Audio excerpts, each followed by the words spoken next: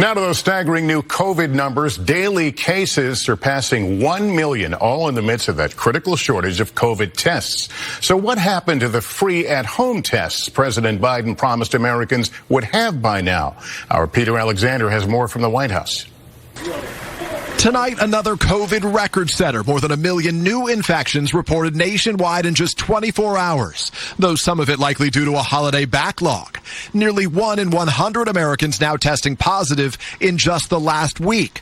Hospitalizations up 41% in 2 weeks. President Biden tonight saying the unvaccinated are hardest hit. There's no excuse. No excuse for anyone being unvaccinated. It's a critical moment for the president, who came to office vowing to shut down the virus, but now faces an unprecedented COVID surge. The president under fire for not being prepared on testing.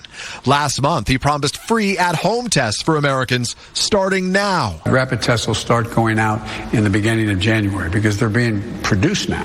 But today, the White House acknowledging it still has not finalized a contract with test manufacturers, nor unveiled its website to order tests.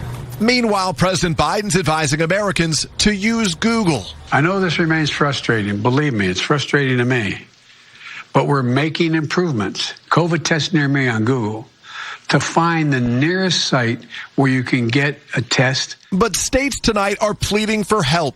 We do not have enough testing to go around. I don't think any state has enough testing to go around. And massive testing lines remain from coast to coast. You can't find an at-home rapid test in this area. At least 21 states now reporting hospitalization records, and some healthcare centers are again overwhelmed and understaffed. And so Maryland declaring a state of emergency. The next 4 to 6 weeks will be the most challenging time of the entire pandemic. In Rhode Island, 2 medical centers calling COVID-positive healthcare workers back to the job if they have mild symptoms. The impact growing on schools, too. The Chicago Teachers Union voting tonight whether they'll refuse to report in person beginning tomorrow and instead teach remotely.